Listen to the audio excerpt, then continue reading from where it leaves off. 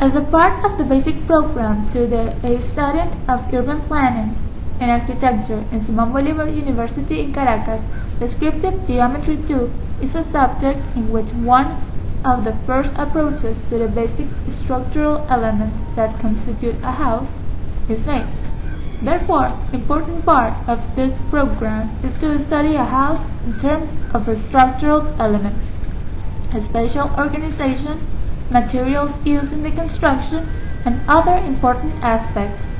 In this specific case, we studied the Smith House, a jewel of architectural design and a worldwide recognized house. This house is located on a forest hillside in Darien, Connecticut, and was built between 1965 and 1967 by the famous and award-winner architect Richard Mayer. Any house designed by any architect must be oriented to fulfill the client's needs.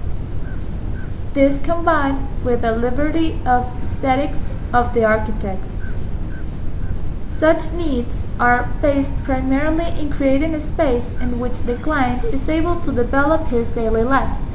The life of clients, in terms of functionality, can be separated in private and public life.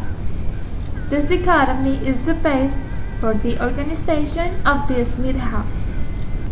The rectangular plan of the house, where the two larger sides constitute the back and the front of the house, were placed in a way that the frontal area, the one that faces the mountain, and where the main entrance is set, would be the side where the kitchen and the bedrooms are located.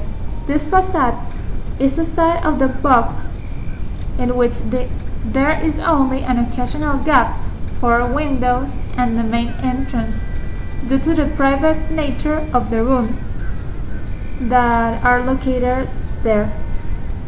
Whereas the back of the box, the side that faces the ocean, is covered by an almost naked glass facade. This also corresponds to the uses of the areas set in the side, social rooms. The lines that delimitate the spaces in the house, even though they are simple, they are not simplistic. They respond to the functionalism in architecture, with the basic lines and white being the main color of the inner spaces of the house. This house is also an example of buildings that don't cover the structural elements, but they are integrated to the basic design. It is possible, due to the double and triple high ceiling, to see the columns and some of the beams in the public area of the house. The structure, the materials, and the spatial organization of the Smith House, instead of working as isolated elements, are working together in perfect harmony in the composition of this structure. The picture of the back facade of the house has become in the most famous image of the construction. Either from the inside or the outside, is undeniable the particular beauty of this side of the house. But it's also undeniable the fact that the use of glass slabs was not only innovative and different, but incredibly smart. On the one hand, it takes advantage of the view, and through the use of glass, the environment's natural beauty is not lost, but on the contrary, it is integrated visually to the inner space of the house. It also creates a visual effect of the house being directly on the water. And on the other hand, it is smart to use glass covering this facade, because this way is possible to maximize the heater effect of the glass, that in this case represent an advantage because of the weather of the location. From a very different perspective, it's possible to describe the frontal facade, because it gives the feeling of being hidden into the mountain.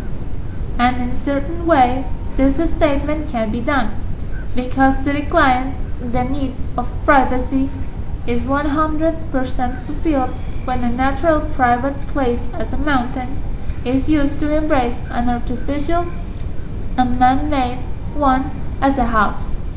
In conclusion, the Smith House is a structure of basic knowledge to any professional of architecture and urban planning.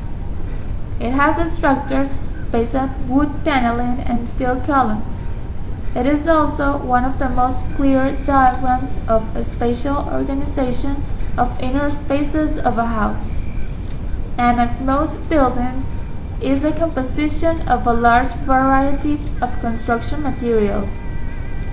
This house is also a structure designed with basic lines that falls in the functionalism trend in architecture.